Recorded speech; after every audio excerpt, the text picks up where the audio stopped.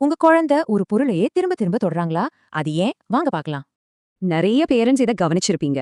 குறிப்பா ஆட்டிசம் அல்லது ஏடிஹெச்டி இருக்கிற குழந்தைங்க கிட்ட இது ரொம்பவே சகஜம். முதல்ல ஒன்னு தெளிவா புரிஞ்சுக்கலாம். இது அவங்களோட கவனக்குறைவு கிடையவே கிடையாது. அதே மாதிரி இது ஒரு கெட்ட பழக்கமும் இல்ல. சோ அந்த எண்ணத்தை முதல்ல தூக்கி போட்டுடலாம். அப்போ இது என்னன்னு கேக்குறீங்களா?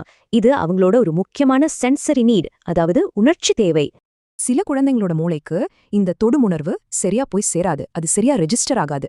ஒரு சாஃப்டான தொடுதல் அவங்க நரம்பு மண்டலத்தையே அமைதிப்படுத்தும், அவங்கள ரொம்பவே கம்ஃபர்டபுளா ஃபீல் பண்ண வைக்கும். இத ஒரு சென்சரி ஆங்கர்னு சொல்லலாம். இது அவங்களுக்கு ஒரு விதமான பாதுகாப்பையும் ஸ்திரத்தன்மையும் கொடுக்குது. சரி, இத புரிஞ்சுக்கிட்டோம். இப்போ இத நிறுத்தாம நாம அவங்களுக்கு எப்படி சப்போர்ட் பண்ணலாம்? உங்க குழந்தைக்கு சப்போர்ட் பண்ண இதோ சில சூப்பரான வழிகள். இது எல்லாம் நீங்க முயற்சி பண்ணி பார்க்கலாம். ஆனா ரொம்ப முக்கியமான ஒரு விஷயம், தயவு செஞ்சு நிறுத்துன்னு மட்டும் சொல்லாதீங்க. சோ இது ஒரு கெட்ட பழக்கம் கிடையாது. இது அவங்கள ரெகுலேட் பண்ணிக்கிற ஒரு வழி.